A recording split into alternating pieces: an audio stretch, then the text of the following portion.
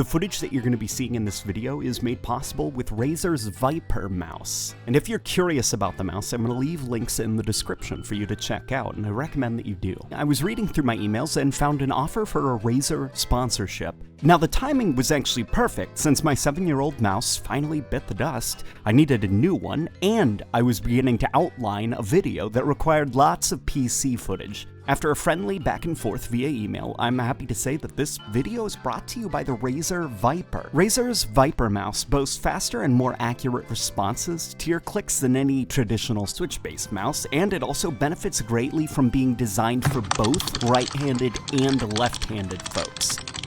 The best part for me personally is it's incredibly light, which is only assisted by the SpeedFlex cable with minimized drag and maximized control. I had to get used to how twitchy and responsive this mouse was. It was kind of like relearning how to ride a bike. And so far, I'm really enjoying this thing. This is the first mouse I've had since 2013 or 2012, and it's my first experience with proper gaming mouses.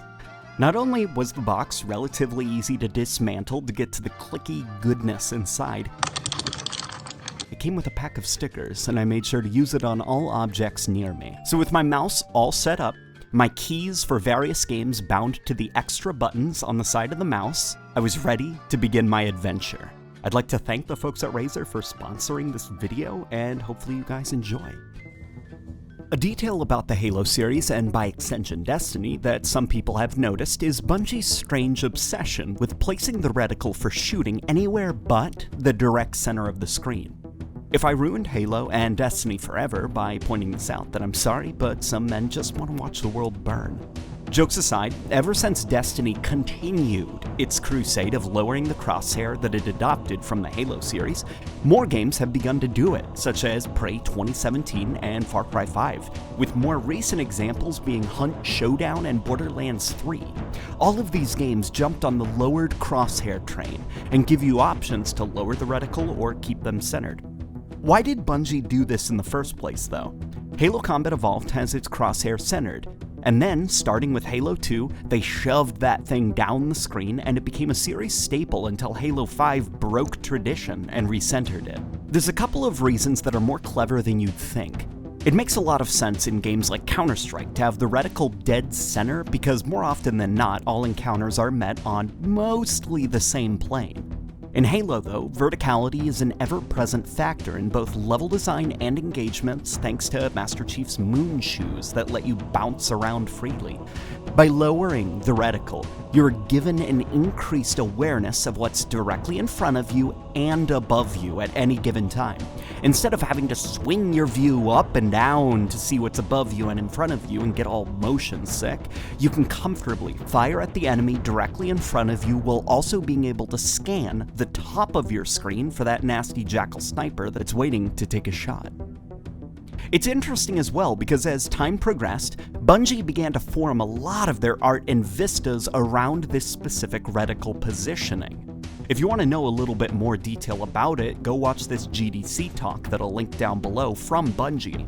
More emphasis was placed on impossibly tall structures and things so far off in the distance that it gave off the impression of a level being larger than it actually was. It's both a gameplay technique to allow for better clarity in combat and, when coupled with good art direction, a stylistic technique that gives Halo and Destiny the unusual ability to make the world seem vast that really no other game seems to capture, including Halo 5. This illusion is really easy to break on Destiny 2 for PC. If you raise the reticle to the center of the screen, instantly the world feels a lot smaller and more claustrophobic, because your peripheral vision is now more limited and not how Bungie intended it.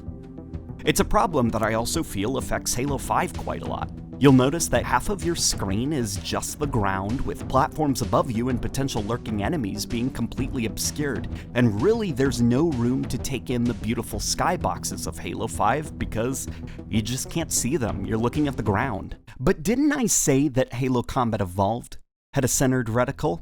I did. So why doesn't it bother me like Halo 5's does? And the truth is, it does kind of bother me. Combat Evolved is basically a perfect game in every way but its reticle positioning.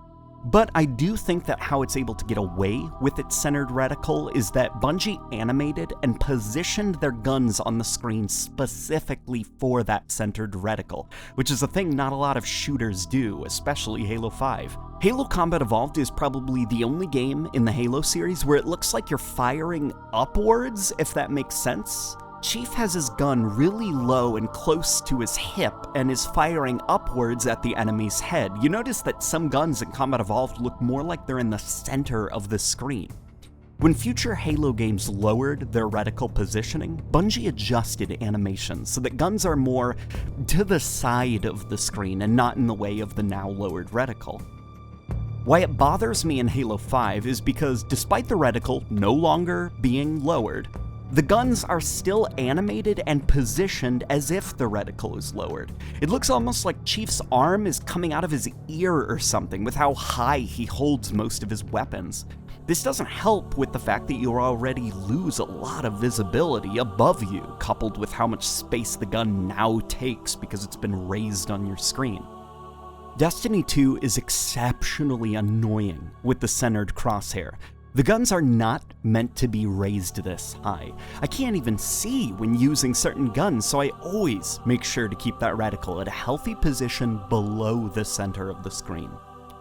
Halo Reach will soon be arriving on PC, and on PC there will be options to lower or raise the reticle. And the problem is also present here.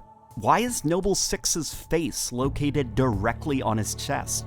Look at the DMR, it looks weird. These games were designed to be viewed in a specific and stylistic way. These vistas and skyboxes were hand-built to be viewed near the top of your screen without the ground taking up so much real estate on your screen. Encounters with enemies were built with an offset reticle so that you could see what's in front of you and above, without the ground just taking up so much dead space. I'm glad the option is there for folks to center their crosshair because some people do genuinely prefer it to be centered. But it's certainly not how I enjoy my shooters, especially Halo and Destiny. I'd be curious to hear if I explained my line of thinking well, or if I'm just a poop from a butt. Both options are completely valid. I'd also really like to thank the folks at Razer for introducing me to a new form of PC gaming that I didn't quite know existed. The Viper is the first mouse I've owned with extra buttons, so assigning certain actions such as my class abilities in Destiny to these has actually freed up keys on my keyboard in-game. I can't stress enough how thoroughly enjoyable this mouse has been while making this video, and if you are curious to get into PC gaming, this is probably the mouse I'd recommend that you check out.